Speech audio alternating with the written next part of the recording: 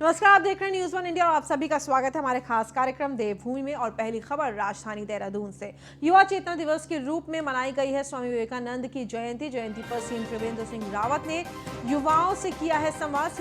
CM Trivendra Rawat ने कार्यक्रम में वर्चुअली प्रतिभागी हुए हैं। वो राज्य में युवा आयोग जल्द अस्तित्व में आ जाएगा, ये कहना है मुख्यमंत्री का। मुख्यमंत्री युवा आयोग के लिए बजट का प्रावधान भी हो चुका है। स्वामी विवेकानंद के सिद्धांतों पर चलने की चर्चा भी इस पूरे कार्यक्रम में की गई।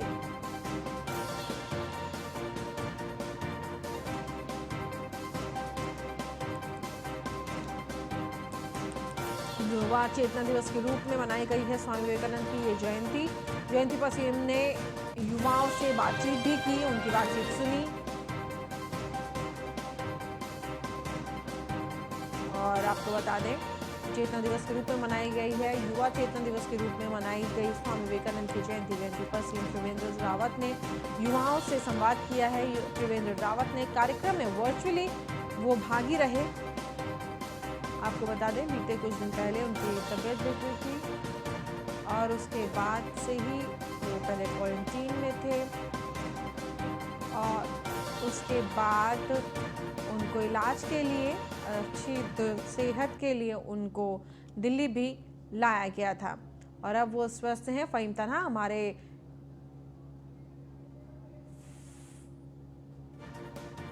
और आपको बता दें,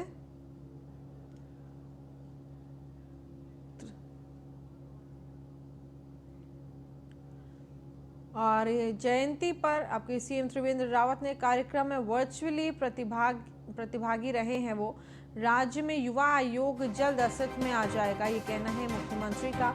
युवा आयोग के लिए बजट का प्रावधान हो चुका है। सीएम रावत ने तमाम बात। उत्तराखंड में बाहरी मुर्गे मुर्गियों और अंडों पर अब प्रतिबंध लग गया। हरियाणा और हिमाचल से मुर्गे मुर्गियों के साथ अंडों पर भी अब रोक लग चुकी है। सरकार ने दोनों राज्यों से पोल्ट्री उत्पाद आयात करने पर पाबंदी लगाई है। पशुपालन मंत्री रेखा आर्या ने पुलिस महानिदेशक को पत्र भी लिखा। इन दोनों राज्यों से बर्ड फ्लू के कारण मुर्गियां और अंडे नहीं आएंगे। मंत्री रेखा आर्या ने विभागीय अधिकारियों की बैठक करके समीक्षा की। पोल्ट्री फार्म में मरने वाली मुर्गियों के सैंपल्स जांच के लिए भेजे गए हैं।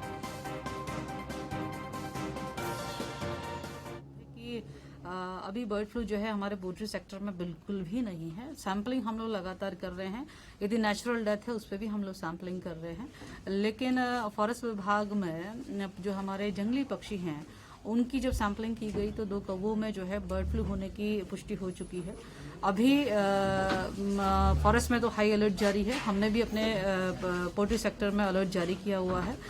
मैं समझती हूँ कि एहतियात और ऑब्जर्वेशन और विजिट जो है वो लगातार पोल्ट्री फार्म में किए जाने के निर्देश दिए जा चुके हैं।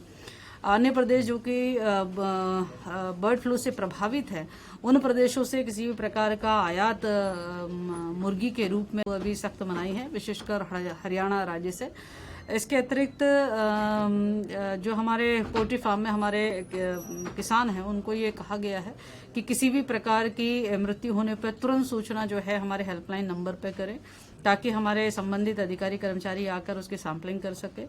वर्तमान स्थिति में अभी तक कुमाऊं हो या गढ़वाल मंडल हो, दोनों में नेचुरल डेथ की बातें सामने आई हैं, लेकिन वो सैम्पलिंग के लिए गढ़वाल की 457 और कुमाऊं की लगभग 300 से ऊपर जो है सैम्पलिंग हेतु बरेली लैब में जो है वो गए हुए हैं। उनकी रिपोर्ट 2-3 दिनों में आएगी। वर्तमान स्थिति ये है कि हमारा पूरी तरीके से जो उत्तराखंड है और जो पालतू पक्षियों के संदर्भित यदि हम बात करते हैं तो बर्ड फ्लू से अभी। और पशुपालन मंत्री रेखा आर्या ने आपको बता दें, ये तमाम बातें कही पशुपालन मंत्री रेखा आर्या। इन दिनों राज्यों से बर्ड फ्लू के कारण मुर्गियों और अंडे नहीं आएंगे, इस चीज़ के लिए स्पष्ट मना कर दिया गया है। बर्ड फ्लू के मद्देनजर आपको बता दें, उत्तराखंड में चिड़ियाघर भी बंद कर दिए गए हैं और पोल्ट्री फार्म में मरने वाली मुर्गियों के सैंपल्स जांच के लिए भेज दिए गए हैं। पशुपालन हरियाणा और हिमाचल से मुर्गे मुर्गियों के साथ अंडों पर भी अब रोक लगा दी गई है कि अब बर्ड फ्लू के मद्देनजर ये तमाम कदम एहतियातन उठा लिए गए हैं ताकि कोरोना काल में इस तरीके की जो ये पूरा पहले कोरोना फिर कोरोना स्ट्रेन और अब जिस तरीके से बर्ड फ्लू ने दस्तक दे दी है देश में, उसके मद्देनजर अब स्थिति को संभालने के लिए ये तमाम कदम उठाए गए हैं। हरियाणा और हिमाचल से मुर्गियों के साथ मंडों पर भी रोक है और इसी के मद्देनजर आपको बता दें, हालांकि क्योंकि बर्ड फ्लू के चलते अब डिमांड कम हो गई है और ऐसे में चिकन वगैरह और जो गोश्त है उसके दाम भी गिर गए हैं, जिसकी वजह से व्यवसायियों को खासा नुकसान हो रहा है।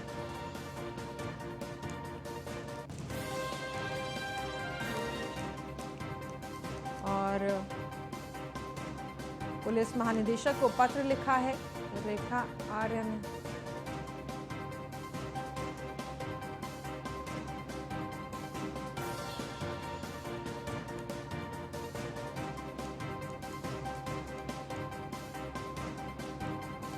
और सरकार ने दोनों राज्यों से पोल्ट्री उत्पाद पशुपालन मंत्री रेखा आर्य ने पुलिस महानिदेशक को पत्र लिखा है। इन दोनों राज्यों से बर्ड फ्लू के कारण मुर्गियां आपदा मंत्री रेखा आर्य ने विभागीय अधिकारियों की बैठक करके समीक्षा भी की है और पोल्ट्री फार्म में मरने वाली मुर्गियों के सैंपल्स को भी जांच के लिए भेजे गए। तमाम राज्य एहतियात बरतते हुए कई कदम उठा रहे हैं। और नेता प्रतिपक्ष के बयान पर हरीश रावत ने फेसबुक पोस्ट, चुनाव के बाद नेता तय करना ऐसा सब राज्यों में नहीं हुआ है, ये कहना हरीश रावत का। कई राज्यों में हमने स्पष्ट चेहरा घोषित किया है और चुनाव लड़े हरीश रावत। अधिकांश स्थानों पर अच्छे रिजल्ट रहे हैं। स्थितियों को देख करके आप बदलाव ला सकते हैं और लाना भी चाहिए। बीजेपी ने चुनाव को राजनीतिक महायुद्ध में बदल दिया। हरीश रावत कमांड लाइन बिल्कुल स्पष्ट होनी चाहिए। ये तमाम बातें आपको बता दें हरीश रावत नेता प्रतिपक्ष ने आज कही।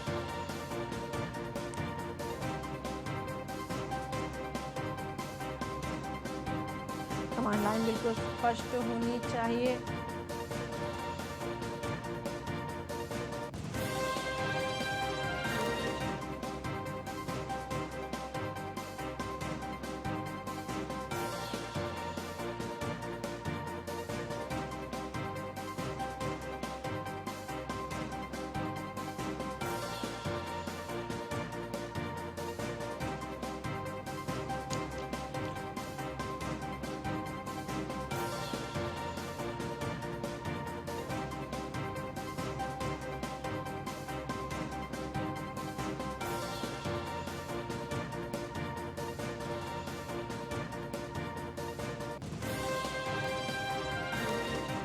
कई राज्यों में हमने स्पष्ट चेहरा घोषित किया, चुनाव लड़ा है, ये कहना है हरीश रावत का। अधिकांश स्थानों पर अच्छे रिजल्ट रहे हैं। ये तमाम बातें हरीश रावत नेता प्रतिपक्ष कांग्रेस के नेता, दिग्गज नेता कांग्रेस के, उन्होंने कही हैं। और वहीं पूर्व सीएम हरीश रावत के बयान पर अब सियासत भी तेज हो गई। नेता प्रतिपक्ष इंदिरा हृदयेश ने खारिज किया है हरीश रावत का सुझाव। कांग्रेस में मुख्यमंत्री का चेहरा घोषित करने की परंपरा ही नहीं है। इंदिरा ने कहा है कि आज तक जितने चुनाव हुए प्रदेश अध्यक्ष नेतृत्व में लड़े गए हैं। बहुमत आने के बाद पार्टी किसी एक नेता को सत्ता नेतृत्व की जिम्मेदारी देती है। ऐसा हरीश रावत के साथ भी हुआ है। 2022 चुनाव से पहले ही कांग्रेस अपने आंतरिक मसलों में उलझी हुई है। तो ये तमाम चीजें देखने को मिल रही हैं कि कांग्रेस की परंपरा है, जब हमारा बहुमत आ जाता है तब हम तय करते हैं कि कौन नेतृत्व करेगा। स्वयं हरीश रावत मुख्यमंत्री रहे, उस समय भी ऐसा हुआ। नारायण दत्त तिवारी मुख्यमंत्री रहे, तब भी ऐसा हुआ। बहुगुणा रहे, तब भी ऐसा हुआ। तो पहले से मुख्यमंत्री नहीं घोषित किया जाता। और उनका कप्तान कौन है? हमारे यहाँ कप्तान हमेशा कांग्रेस का अध्यक्ष माना जाता है। तो प्रदेश अध्यक्ष के रूप में प्रीतम सिंह कप्तान हैं। तो चेहरा में प्रीतम जी के आगे नहीं, अब ये तो हम नहीं कह सकते ना। फिर कौन कप्तान होगा? हेड कौन करता है पार्टी को? प्रदेश का अध्यक्ष, और देश में राष्ट्रीय अध्यक्ष, ये हेड करते हैं पार्टी। स्वयं हरीश रावत भी रहे, तब उन्होंने हेड किया था पार्टी। और वहीं उत्तराखंड दौरे पर हैं कवि साहित्यकार कुमार विश्वास। कुमार विश्वास ने सीएम त्रिवेंद्र सिंह रावत से मुलाकात की। सीएम आवास पर कुमार विश्वास ने मुलाकात की है त्रिवेंद्र सिंह रावत से। इन तस्वीरों में आप देख सकते हैं कि दोनों ने एक मुलाकात की है और सीएम के आवास पर ये मुलाकात हुई है।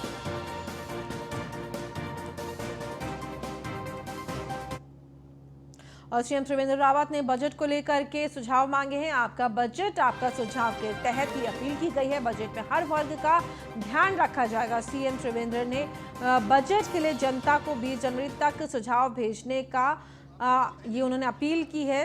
और एक वेबसाइट के जरिए एक वेबसाइट एड्रेस दिया है जहां पर आप अपने सुझाव भेज सकते हैं।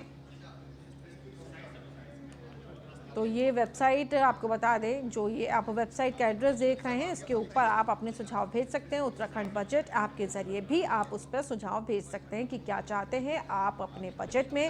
फरवरी में बजट आएगा, उसके मद्देनजर सुझाव मांगे गए हैं। क्या कुछ बदलाव, क्या कुछ नया आप जोड़ना चाहते हैं बजट में।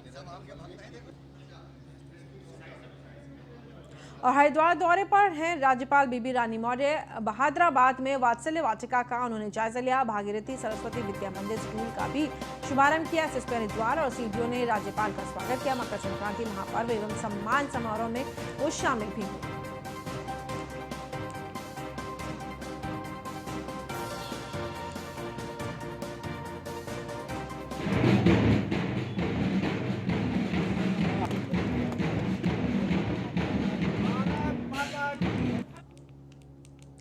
और देहरादून एयरपोर्ट की यात्रियों को नई सौगात मिली है। विमान कंपनी ने शुरू की हैं 3 नई फ्लाइट्स। स्पाइसजेट और एयर इंडिया करेगी शुरुआत। यात्रियों को होगी यात्रा में आसानी। अब से यात्रियों को काफी आसानी होगी उनकी यात्रा में। जयपुर अहमदाबाद दिल्ली हाईवे रूट पर यह सेवा शुरू की गई है।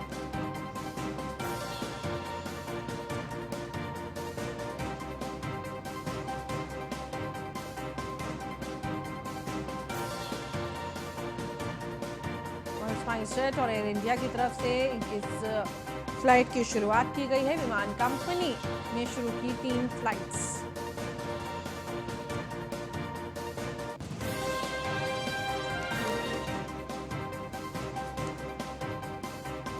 यात्रियों को अब यात्रा करने में आसानी होगी।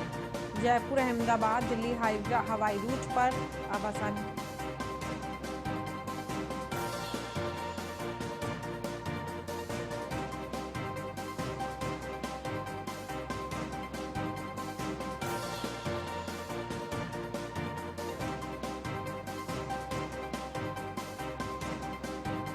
शुरुआत करी है देहरादून एयरपोर्ट की यात्रियों को नई सौगात देने का ये पूरा कार्यक्रम। और विमान कंपनी ने 3 फ्लाइट्स की शुरुआत फिलहाल कर दी है। स्पाइसजेट एयर इंडिया ने शुरुआत करी है। यात्रियों को अब इसमें आसानी भी होगी। जयपुर अहमदाबाद दिल्ली हाईवे रूट पर शुरू होगी सेवा।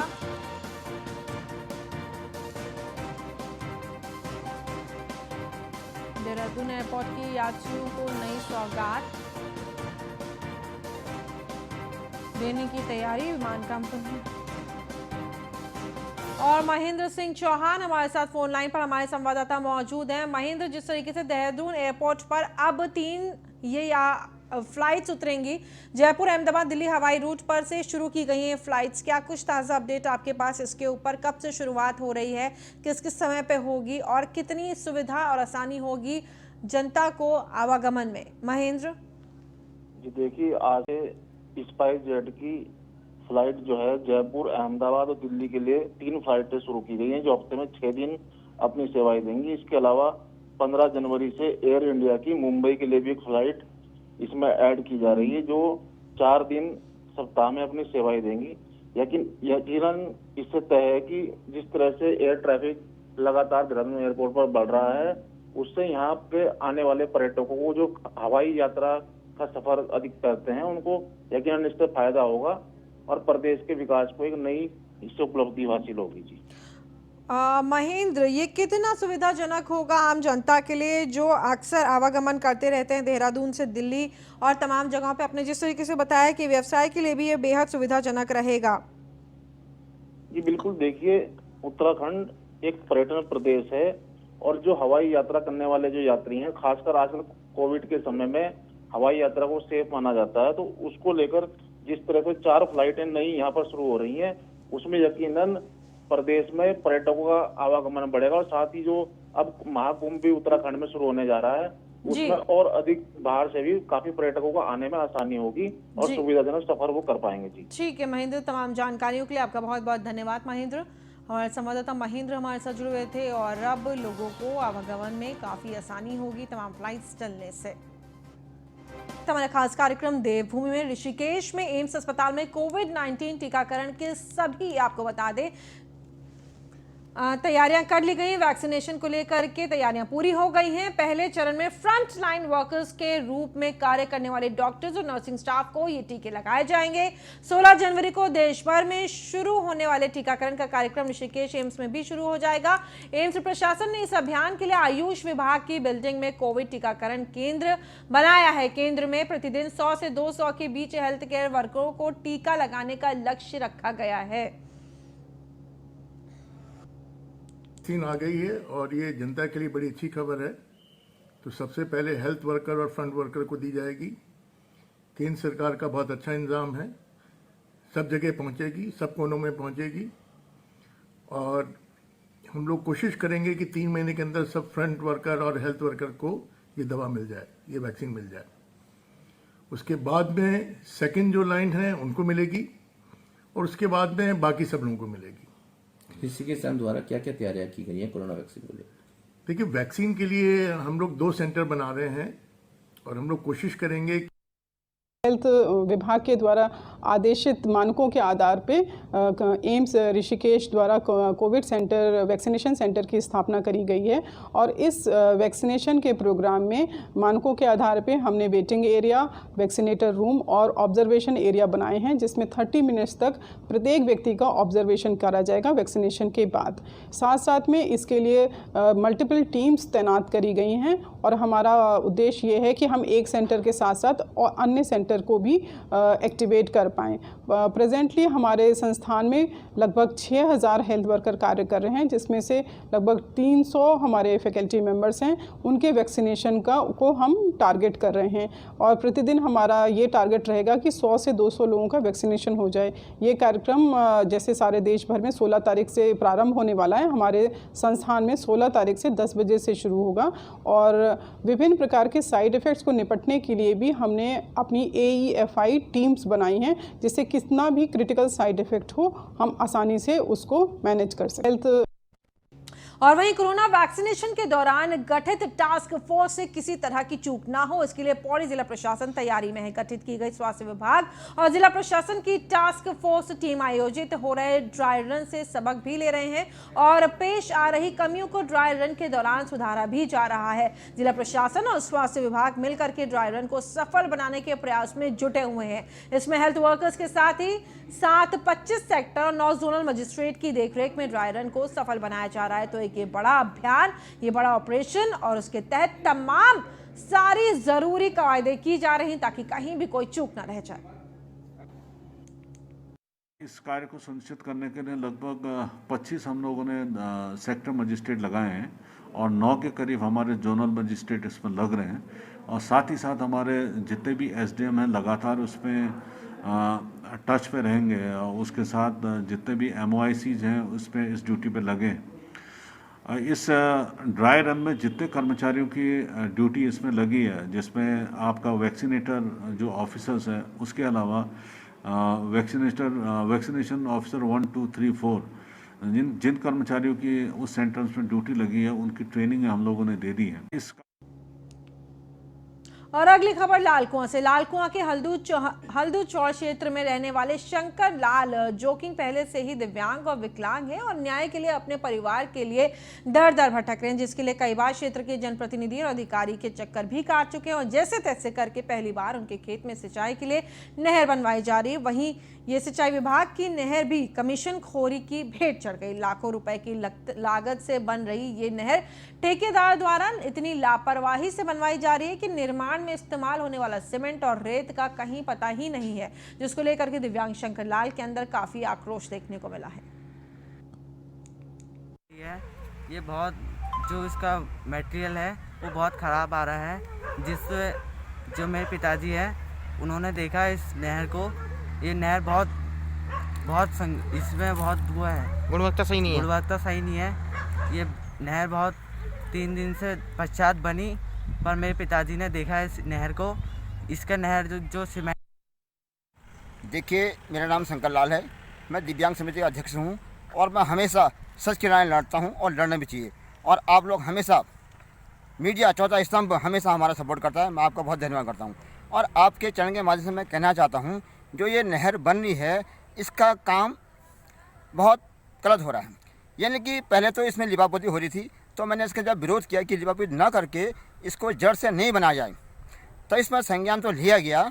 लेकिन नहर तोड़ने के बाद जब इसमें काम प्रारंभ हुआ, इसमें ऐसा मसाला लगाया जा रहा है, यानी कि रेते में तो पूरी मिट्टी मिक्स है और सीमेंट की मात्रा बिल्कुल ना के बराबर लगा जा रही है, यानी कि 3 दिन पश्चात भी नहर सेट नहीं हो पाई थी।